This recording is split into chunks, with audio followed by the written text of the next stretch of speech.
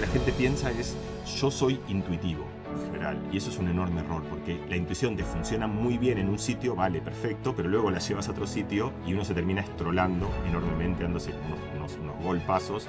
Y Damasio encontraba que esta gente que decía no saber nada del juego, cuando iba a elegir la carta incorrecta, el corazón latía, la piel transpiraba, o sea, lo que no conocía su mente, lo conocía su cuerpo. Hablar de la intuición y justamente de lo que tú has traído, que es esta idea de un sentimiento que aparece, que nos hace confiar en alguien, que nos hace, que te parece dar un sentir muy fuerte sobre las cosas, en el que sentimos algo que es un poco paradójico, porque por un lado sentimos mucha confianza en ese sentimiento, pero al mismo tiempo no tenemos ni idea de dónde viene, ¿no? O sea, por eso se siente en el cuerpo. Tratar de entender qué son las intuiciones, qué son las corazonadas, entender cuándo sí funcionan, cuándo no, cuándo deberíamos confiar en ellas y cuándo deberíamos también, como tú decías, ser un poquito escépticos. Yo quería traer una idea que a mí me gusta. Yo juego ajedrez, soy más un amante del ajedrez. Me parece que es un buen territorio para poner a prueba la toma de decisiones, que es, como decía Borges, un buen simulacro de la vida, ¿sabes? Y había un campeón del mundo, un gran maestro cubano, llamaba José Raúl Capablanca. Estoy hablando hace casi un siglo, hace mucho tiempo. Y a él le preguntaban cómo pasa con los ajedrecistas, y más en aquella época que los veían como grandes magos del pensamiento. Y le decían, maestro, usted cuando va a jugar, ¿cuántas jugadas piensa? ¿No? Como con admiración, pensando que iba a decir como 400 o 700. Y Capablanca miraba muy tranquilo y decía, una sola, la mejor. Como diciendo, yo no pienso las otras, lo único que hago es dejo que mi intuición me sugiera cuál es la jugada que tengo que jugar. Hay un neurocientífico muy famoso que se llama Antonio Damasio, portugués, hizo un experimento en Iowa hace 30 años, que fue de esos experimentos como que es un antes y un después. Él hizo un experimento muy simple en el que puso a la gente a jugar a un juego muy simple de cartas, en el que tenían dos barajas y tenían que elegir de una de las dos. Y las barajas le daban o le quitaban dinero, ¿no? Entonces tú sacabas de una baraja, ganabas 3 euros. Perfecto. Seguías sacando. Es como un poco, puedes pensarlo como invertir en la bolsa, ¿sabes? Jugabas de la misma baraja, ganabas 10 euros, seguías jugando y de repente perdías 20. Cuando perdías 20 te enfadabas, ibas a la otra, empezabas a sacar y empezabas a explorar. Y había una de las barajas que daba más dinero que la otra, o sea, que era mejor. Es como una inversión que es más correcta que la otra. Pero por supuesto la gente no lo sabía. Y la pregunta es, ¿qué es lo que hacía la gente?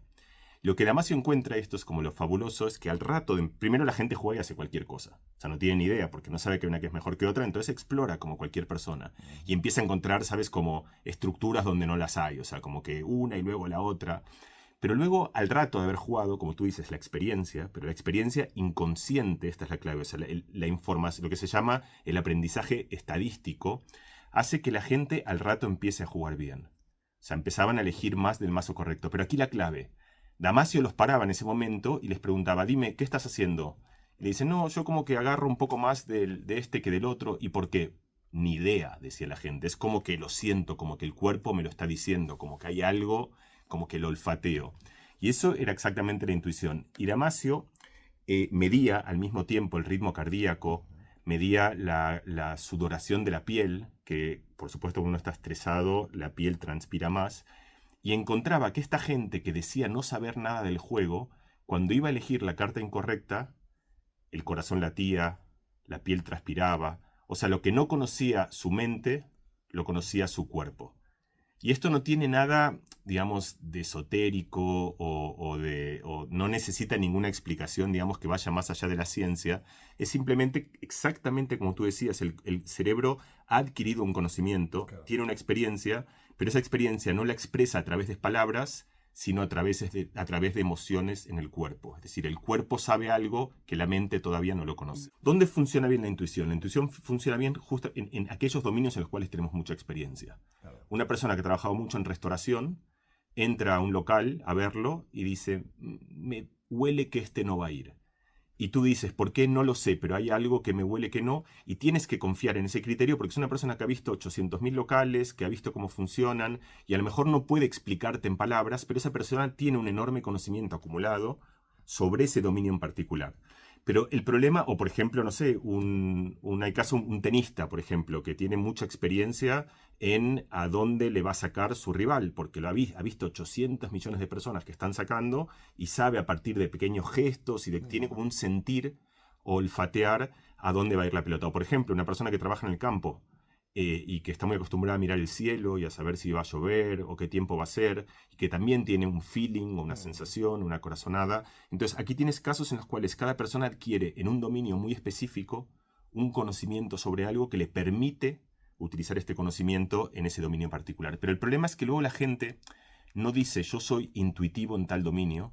Por ejemplo, tú tienes una buena intuición en la radio, tendrás una buena intuición en cómo funciona, tú sabrás si una charla es efectiva o no, si comunica, porque tienes un montón de experiencia. Yo, si veo un trabajo de ciencia, me doy cuenta rápido y muy rápido, como tú decías, Capablanca, en el ajedrez, cada uno en su dominio. Pero luego lo que la gente piensa es, yo soy intuitivo, en general. Y eso es un enorme error, porque la intuición te funciona muy bien en un sitio, vale, perfecto, pero luego la llevas a otro sitio y uno se termina estrolando enormemente, dándose como unos golpazos. La intuición en dominios en los cuales conoces mucho es fiable y en otros dominios no. ¿Cuál es un dominio en el cual casi todas las personas conocemos mucho? Es el dominio de lo social, justamente, o sea, la experiencia con las personas. Entonces, la experiencia con las personas es un ejemplo paradigmático en el cual prima la intuición. En el amor, en las amistades, en los vínculos, incluso muchas veces en los contratos de trabajo, una persona utiliza la sensación del olfato, del feeling, de la corazonada, de la intuición, porque justamente tenemos un montón de experiencia con gente. Sin embargo, y esto es importante, esto ha aparecido mucho en escena ahora, ¿sabes? Con los casos de esta gente que parece espléndida, lo ves y dices, son las mejores personas del mundo, y luego tienen escondidos unos cajones de todo tipo de atrocidades. Y esta es una exageración de algo que conocemos todos y es muy propio de la amistad, que muchas veces en este ir directo por la persona intuitiva pasan dos errores. A veces confías mucho en alguien que luego tiene unos secretos muy turbios escondidos porque la intuición te está engañando, y al revés, lo que no vemos tanto, pero también es muy grave, es que está llena de gente luminosa que por alguna cosa muy sutil en la expresividad, en el contacto, en cómo miran, tu intuición te hace pensar que esa persona no es rica, no es valiosa, no es interesante, no es luminosa, y te pierdes la oportunidad de conocer a alguien que en realidad, si uno hubiese sobrepasado este primer filtro de la intuición, hubiese llegado a relaciones que hubiesen sido extremadamente buenas para nosotros. Traje justo el tenis porque hay una historia bonita, una historia que tú conocerás y que yo me he dado cuenta que en realidad, ¿sabes? El paso del tiempo va dejando distinto tipo de huellas. Para mí uno de ellos es cuando hablas de gente que te parece evidente que todo el mundo tendría que conocerla y ya hay gente que empieza a no conocerla, ¿no? Como, no sé, como cuando mis padres o mis abuelos a mí me hablaban de Pelé o de Arthur Ashe, ¿sabes? Que eran sus leyendas y a mí me parecían personajes de otro siglo. Entonces, nosotros nos acordamos bien de Agassi y de Becker, pero hay gente joven que no sabe quién son, entonces yo aclaro que son como Nadal y Federer hace 30 años, cuando nosotros éramos más jóvenes. Y se parecen además a Nadal y Federer, justo ahora que Nadal se retira, porque así como Federer es el gran como el que saca muy bien y Nadal recibe muy bien, o Djokovic también recibe muy bien, Boris Becker, que era alemán, era el que mejor sacaba, nadie le podía responder su saque, y Andre Agassi era el que mejor recibía el saque.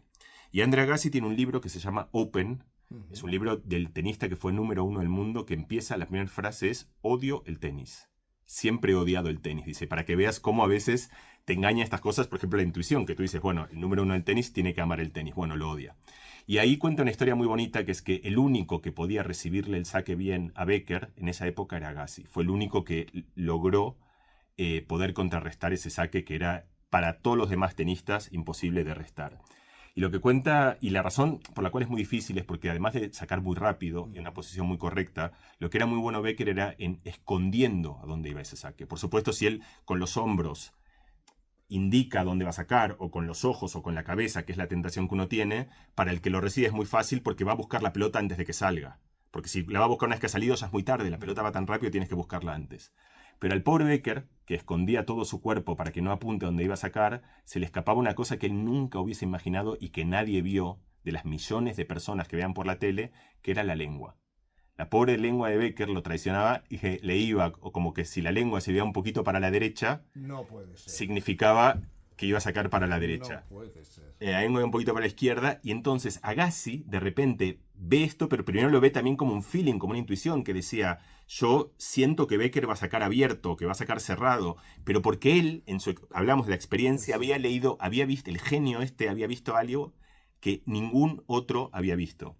Y lo interesante de esto es que Agassi se da cuenta que no lo puede usar todo el tiempo, porque si lo usa todo el tiempo, Becker se va a dar cuenta que... al descubierto, claro. Y entonces va a encontrar cuál es el error que está cometiendo y lo va a corregir. Y entonces cuenta que solo lo utilizaba en los puntos decisivos y lo tuvo de hijo al pobre Becker durante 10 años de rivalidad porque conocía el secreto que empezó en la intuición de algo que estaba tremendamente grabado porque tenía una enorme experiencia como Capablanca con el ajedrez, como tú con la radio, quizá como yo con la ciencia, o como la persona que conduce por la calle con el tráfico. Yo creo que el problema es que solemos confiar demasiado en la intuición.